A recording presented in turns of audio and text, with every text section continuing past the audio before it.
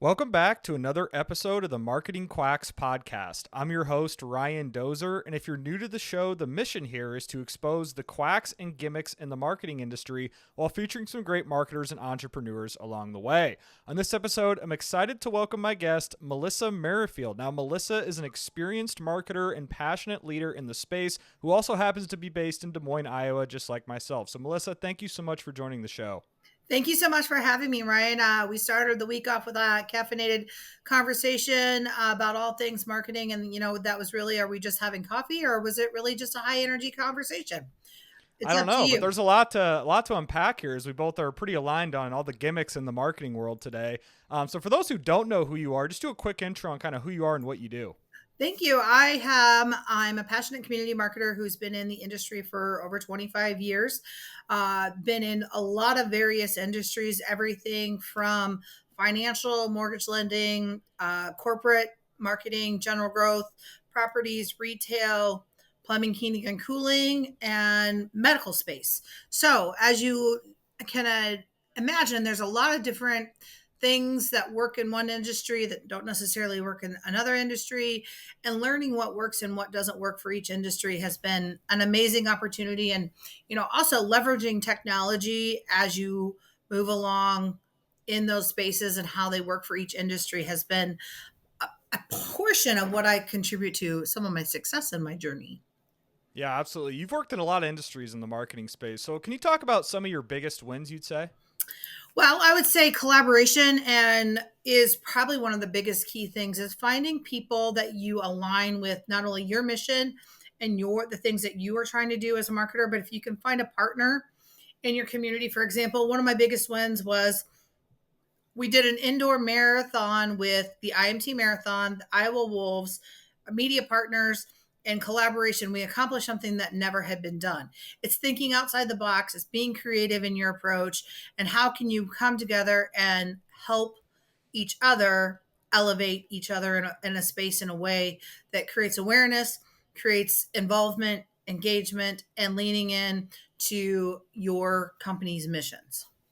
Yeah, and you also said you worked for, is it Golden Rule, right? Huge plumbing company in the Des Moines Metro. Can you talk about that a little bit and some of the metrics or whatever other case studies that you had with your experience there in marketing? Yeah, so it was an amazing opportunity to really lean in and assist them in some transformational spaces.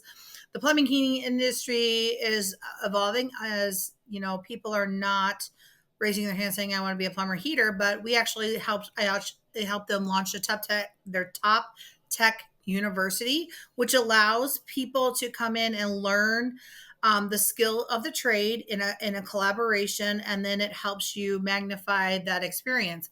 A lot of what I helped Golden Rule was we launched a brand new website, so making sure the technology was working, connecting the dots with their CRM systems, and how the data that you get from the CRM systems work within your marketing plans, and how you can better align and spend those dollars cost effectively, and helping create true ROI through understanding the data, leveraging Google, working with a robust CRM that has some pretty big analytics, and really telling the story. And, I did some amazing things. They served a population of over 30 different cities in the Des Moines Metro.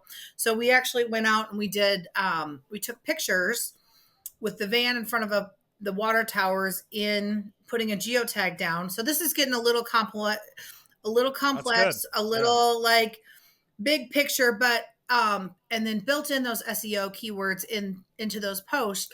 So when that plumber near me, that corresponded and worked with the ads that we were paying, whether it be on social or within the Google ecosystem. But interacting in the Google My Business listing and doing those little extra steps really helped boost a lot of how they pulled up. We also helped launch an online scheduling tool. So helping create some convenience in just understanding the needs of the customer, what the customer wants, and how that customer service funnel all works together to help create better experiences for the customer, meeting the customer where it's at, and then again, leveraging the data that you have from those and making sure that you're aligning with the growth of the company. How much can we accommodate? I think that's the biggest thing too is, as I can push the pedal down as fast as you want, as hard as you want, but you also have to understand the balance between the marketing and what is the true capacity of any organization.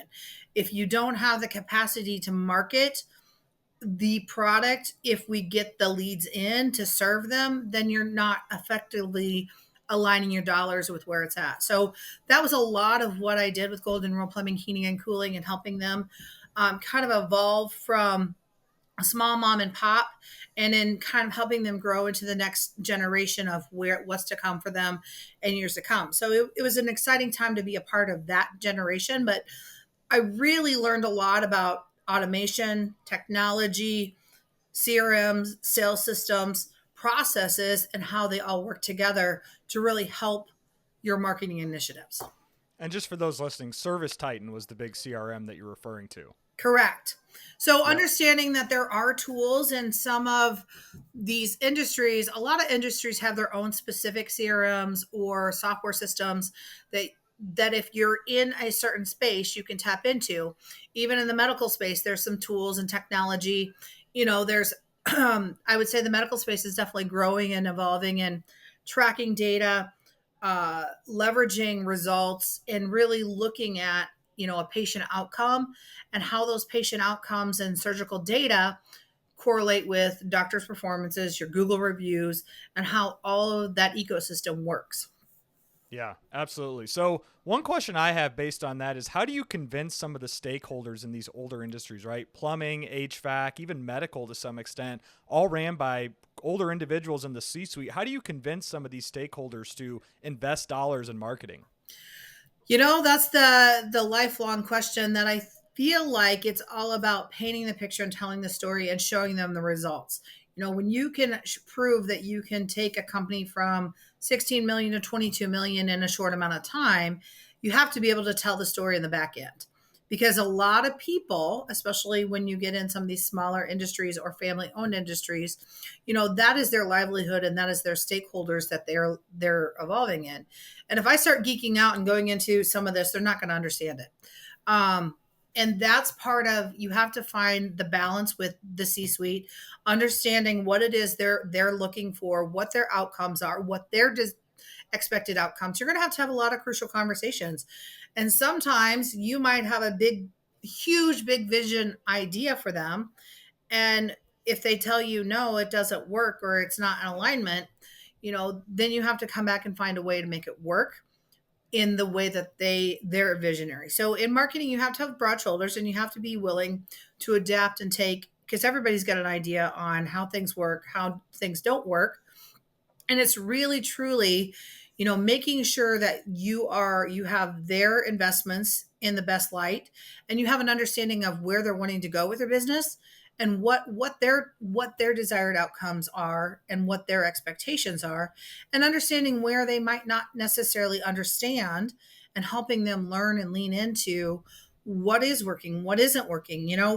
Maybe they've been running and investing in a small little paper, and however the population that you're trying to reach isn't that right target audience. So when you look at all of the pieces, you have to know what they've done, where they're going, and what that true 3 to 5 year is. Because as you look to build comprehensive, I love building plans that have pieces that touch different areas. In my marketing, I'm really trying to go after the do not knows. I've got my biggest fans that love me, speak me. Those are the ones that are going to help me tell that word of mouth.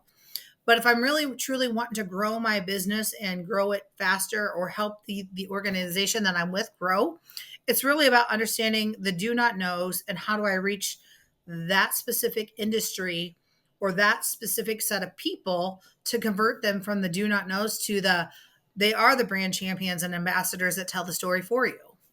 Yeah, and one thing that's always interesting with these family-owned businesses, especially, you throw nepotism in the mix, and that can make things very complicated. And it's also a lot of these old people that sit around, they're not marketers, they're very successful business owners, so I don't want to take anything away from them, but they always sit around and make these assumptions like, oh, we should do this, I've seen other people do it, so it'll work for us, or we shouldn't do this, but there's never any data to support any of these claims. Correct. And I think that's part of the even as I have evolved in my evolution of my marketing career, you've got 1,000 people coming with you at 1,000 different ideas of 1,000 different ways. I can help your business. I can save you dollars, blah, blah, blah. But it's all in the fine print and understanding really, truly, how does that work? Is there an overhead fee? If you're paying a certain point for, say, a services for SEO or website, what are the hidden costs? Am I getting a cost reduction of 25% automatically off the board? Is it, do they know my industry? Do they know my market?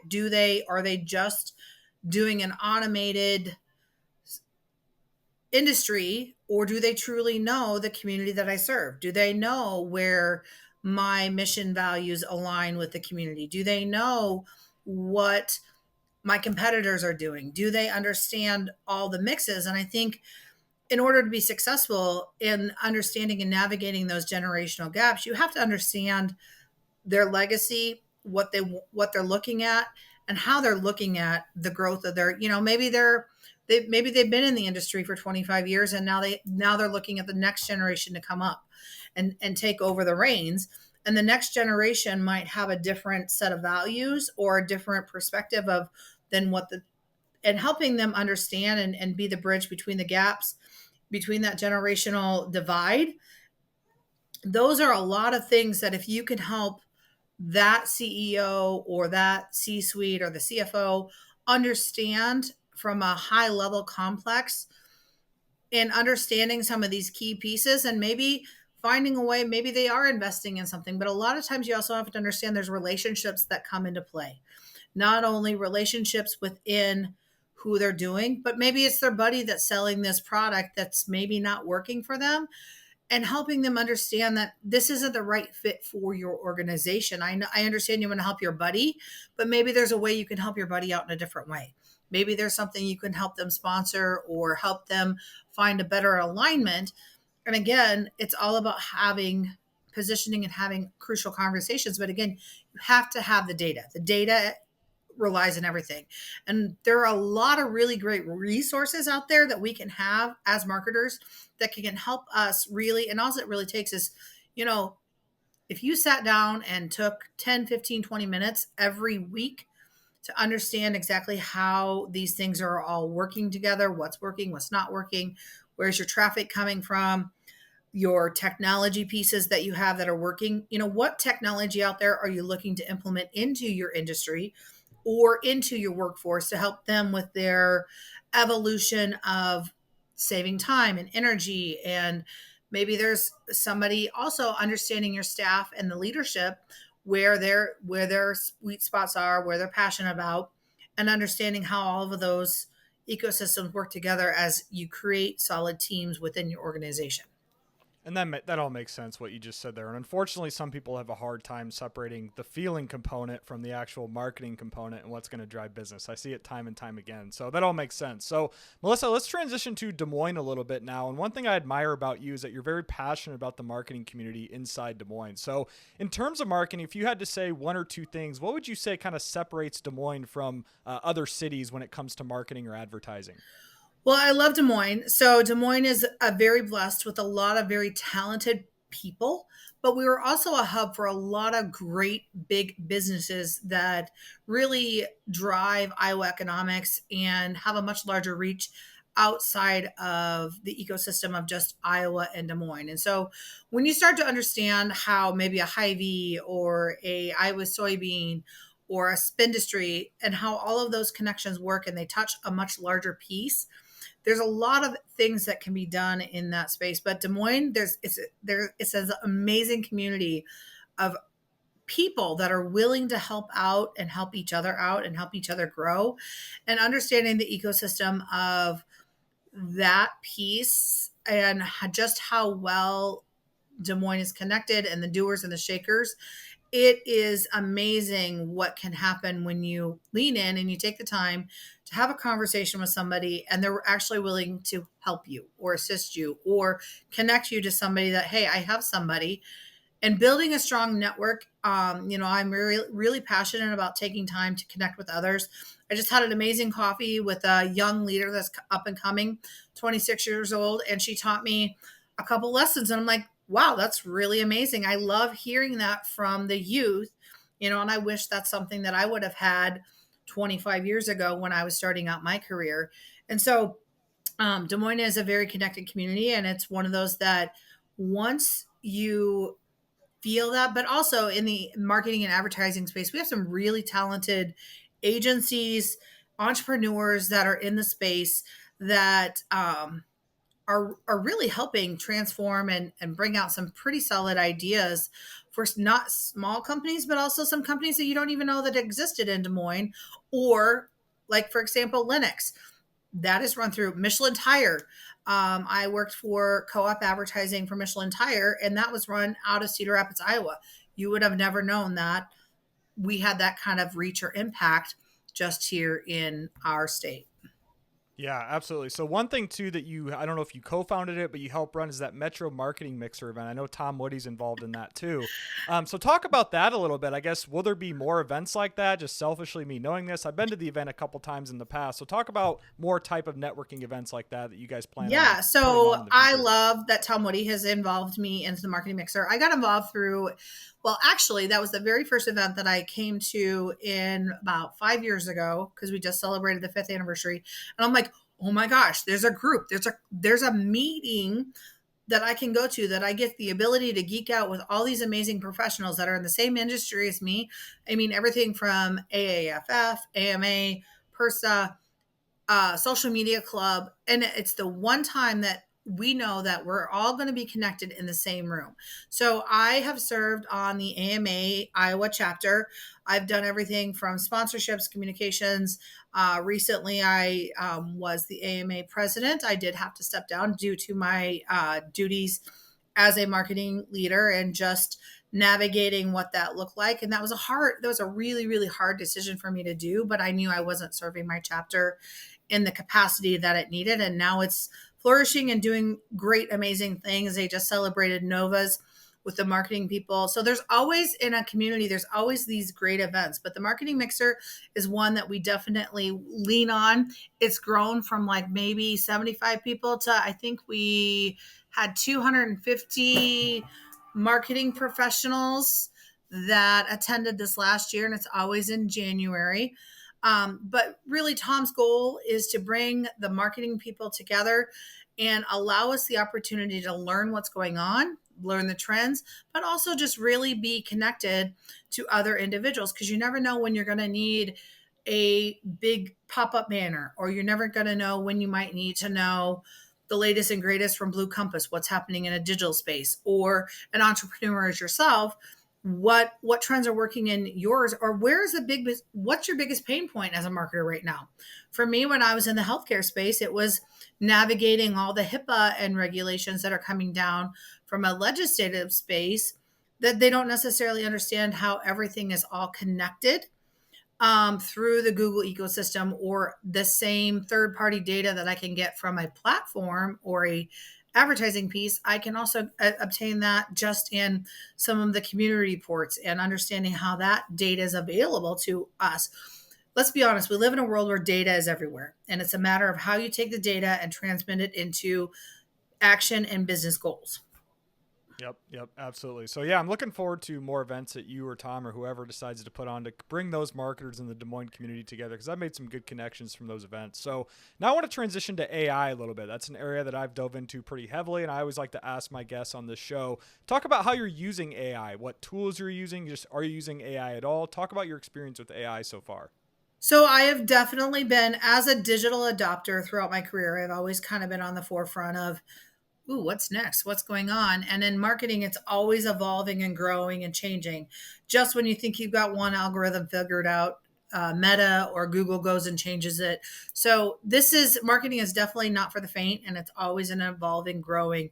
How can I help? And now you've got 1,000 tools that, if you really understand how they work, they save you a lot of time. Now, are they cheating the system? No, I don't think so, because it's only as good as data in as data out. So whatever I put in is going to be what comes out. So if I put in garbage, I'm going to get garbage out. But it's amazing. I was actually playing around with some AI and Google, and I'm a generalist, so I can do a lot of different things in the marketing space. marketing has kind of become siloed in digital, all the things. But maybe I need an idea for a slogan or something. And I have some general ideas. I can throw that in there, put it in there. 2 minutes later, it spits some things out that maybe give me some opportunity to lean in. Ooh, that makes sense. Maybe if I take my idea and this idea and I blend it together, it gives me a more comprehensive analysis than I would have at my fingertips. I think definitely AI is going to play a huge role in some of these automation and in the processes of customer service. And even as I am transitioning into my next career, a lot of these applications and things are asking, do you want AI to assist you, or do you want AI to adapt to you? And you're like, well, I really feel in the world of recruiting and HR that we've kind of dehumanized that experience. So when I think about AI in that recruiting and space, it's kind of like, I don't know if I see that, but I do see it. I mean, it probably saves time and energy, but again, it all comes down to having a solid conversation. How Yeah. do you want to use it? And also understanding the privacy rules and things in your organization. What's their viewpoint on AI tools? What security measures do you have to take into place? Because if it's an open AI, you don't necessarily want your trade secrets and secret sauce out in that open space. So understanding the difference between open AI and maybe a paid model, I think that's an important equation as anyone looks at AI or the tools that they're using. Is there BSA? Is your information being shared with others as you utilize these tools to see how you can become more efficient in your opportunities? Yeah, the open source versus closed source argument for sure. So, in my opinion, Melissa, I think the reality is if you're a marketer or an agency, if you're not at least leveraging AI to some extent in 2024, you're going to fall behind very quickly. And I think a lot of agencies are actually going to go bankrupt or fail or whatever due to AI basically doing all the simple stuff that they do and they think is like worthwhile. Agree. And I don't necessarily think that it's never going to replace the creative light bulb that as I agree. marketers we have, but can it help assist us in ways that maybe we're having a moment of stuck? We like in industries where there's a writer's block, there's also a creative block, or sometimes you are married into a project for so long that if you even step away or you have that. And for some people that are navigate in that solopreneur entrepreneur space, and you might not have that, hey, I have this big idea, I want to bounce it off you. This can be a tool that can kind of help you realize what else is being done out there, take a look at it from a digital data standpoint, and just see what comes in. And I think it's one of those things. It's change and evolution, and everybody navigates through change and evolution in different ways. Yeah, absolutely. So, in terms of marketing, I guess, what excites you the most about AI and what are you most fearful of when it comes to AI's impact on the marketing industry? I'm not gonna lie. I used AI once to kind of write something for me, and I put it in front of somebody, and she's like, "Oh my god, you used AI. This does not sound like you." And I'm like, "Okay, you're right." So it's as these professionals, just knowing that it's a tool. It is a tool. It does not replace your voice, your opinions, who you are. It's a tool that is utilized to help assist you, and you can't leverage and do everything through it. And the people that truly know you and know your voice and know who you are, they're going to be able to see that because you're not going to use words like jubilant or Delve. right. And so, as much as it wants you to understand and navigate, and there's just a level of you have to know that it's a tool, and it just if it doesn't sound like you, or it doesn't sound like something a piece you would put together or your words, then don't use it.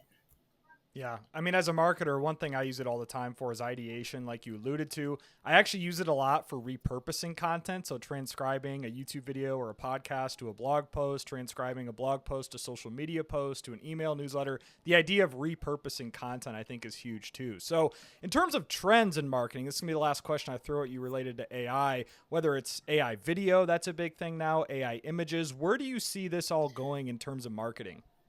I do think as technology, just in any industry, we're going to see a lot of changes. we're going to maybe see some of these jobs become a little bit more isolate in that there are things and tools and resources that allow you to look at, as a graphic designer, look at the evolution from the Adobe suite to Canva and CapCut and all of these things. Do I particularly love all of those tools? Not necessarily, but do I appreciate the time saving aspect of them? Do I also love still sitting down in front of my Adobe Photoshop and creating something purely from scratch? Yes. And I also feel like sometimes these tools have given me almost too much. Like, I'm a very big visual person and I can convey an idea and put it on in the Adobe space, but I can also convey with my graphic designer or a solid marketer, hey, this is my vision for this. This is what I want to happen. And however they make it happen, I can usually tell if it's done in Canva or Yeah. and so No, I I get you. These tools are all user friendly though, and they're very simple to use, and it's mostly catered to beginners, right? You have your experienced marketers and graphic designers in the weeds of the Adobe suite, but then Premiere and Photoshop and After Effects, and then you have all the user friendly people, the beginners, geared towards the Canvas, the CapCuts, and these tools are continuing to come up too. Yeah. So, when I ran my own business, I had my own business in graphic design, marketing, and printing. It was kind of the evolution of when social media was popping up. And I also realized that printing was very expensive. I had enough volume that Vistaprint created a reseller program that I was able to be a part of, that I helped these other small businesses really lean in and kind of save some money. And within those tools, it's really identifying, what is it that they have the capacity and time to work on, or where is their knowledge and expertise, and how can I help fill in those gaps. And I think that is really kind of where some of these AI tools, and but again, if you really truly want to connect with the professionals and you want quality, that's where you build the relationships with the digital agencies and the marketers, because you may come across a project that does require just that level of expertise that you're not going to get from an AI tool. An AI tool is not going to get that, understand that this is going to be a 3 to 5 year campaign. I need it to be sustainability. I need it to reach a larger market. And that's where these tools do provide some of that. But again, you have to leverage your expertise. I have great friends that do video, digital content for me ongoing, and I just know where my strengths and weaknesses are. But I also know if I have a particular image or level that I want this messaging to be portrayed in, then I'm going to reach out to my experts, and I'm going to have that conversation of my goals of what this looks like, what the project is, and how does that project align with the overall organization. Absolutely. That all makes sense. So now let's transition to my favorite segment of the show, the Marketing Quacks. It is the Marketing Quacks podcast after all. So we talked about this offline, Monday we had coffee. So what are some marketing tricks and gimmicks you would like to share that kind of just make your blood boil being in the industry? I would say the fees that get charged to an agency from a local direct business, I think that's one of the things that really bothers me, because if you're thinking about the sustainability of helping those individuals in the community, it doesn't make sense to take an additional fee because you're driving away from the actual results. I mean, everyone has to make money. I get that. But truly understanding what it is the organization is looking to do and not just trying to sell something. I also think probably one of the worst experiences that I had a company that followed me from one company to the next, and their salesperson picked up the phone and called me literally a week into me being into this new organization. And I'm like, do you understand that I'm just a week in? I haven't even had time to really uncover, research, look. I don't know what my needs are, but you calling me and trying to sell me something a weekend doesn't work. So I think that's where LinkedIn, and I get being tenacious, but I also feel like we have to be respectful and understanding a leader's transition into an organization and what that looks like. And I understand that you might think we might be the biggest, hottest lead on the market, But if you are one of 50 that are calling us, and then also if you look at my LinkedIn, you see that I'm a very local person. So more than likely, I'm probably going to seek out somebody local that can help service what my needs are first, because I do believe in investing in my community and the people that are in this community. And so I'm probably not going to be quick to pick up the phone. And if you're calling me from California or something, I'm probably not going to be that quick to interact with you right away. And I think Right. So that's, it's the cold outreach sales yeah. gimmicks is where you're going with this. Hmm. But I also think that there are so many free resources that even if people in the business interacted with just even their Google My Business listing a little bit more, you would understand how Google rewards you for that without even having to invest a lot. Yeah, I completely agree. I get sold all the time from automation. Hey, do you need more leads? Do you need more clients? I get like 10 messages a week on LinkedIn at least. I get calls, all sorts of stupid shit when you run your own company. So Melissa, this has been fun. I guess any final notes for the audience on marketing advice that we talked about, anything related to Des Moines, just any final notes that you want to share here as we finalize this episode? I really believe in where your purpose meets your passion is where the magic aligns, whether that be the industry that you serve, the industry that you represent, the industry as a whole. Marketing has always been evolving and growing. And, for those of young ones that are coming into the industry, it's a fun industry to be in because you never know. There's no 2 days that are the same, and you're always growing, evolving. And it's really the ability to leverage a lot of data, a lot of financial pieces, a lot of analytics, and a lot of big ideas from yourself or from others. And it's really truly how you empower others to enact and engage with you. Yeah, absolutely. It keeps me on my toes every single day. I know that. So where can people find you online? You can definitely find me on LinkedIn, Facebook, Instagram. I do Twitter X a little bit still, but not as much. But the best place to find me is in one of our local coffee shops, having a caffeinated conversation. Because you're never going to know who you're going to run into, and you're never going to know just what you're going to learn. I learned a lot from you in our conversation on Monday. That we had a lot of synergies and just understanding marketing and some of the challenges we face in the industry, and leaning into learn and grow from somebody else. There's a lot that you can learn with somebody within from an hour. And just we had a great picture with the Lou that came in, said hi, gave Gotta us a very love big Alu. smile. Yeah, I know. So again, it's leaning into local and leaning into how do I serve my community. Yeah, I love that. So if you're listening, you're based in Des Moines, connect with Melissa, get coffee with her. It'll be a great conversation, I promise you. So Melissa, thank you again for joining the show. And thanks for everyone for listening to this episode of the Marketing Quacks podcast. Be sure to tune in again to the next episode. Thank you so much, Ryan. Have a great day.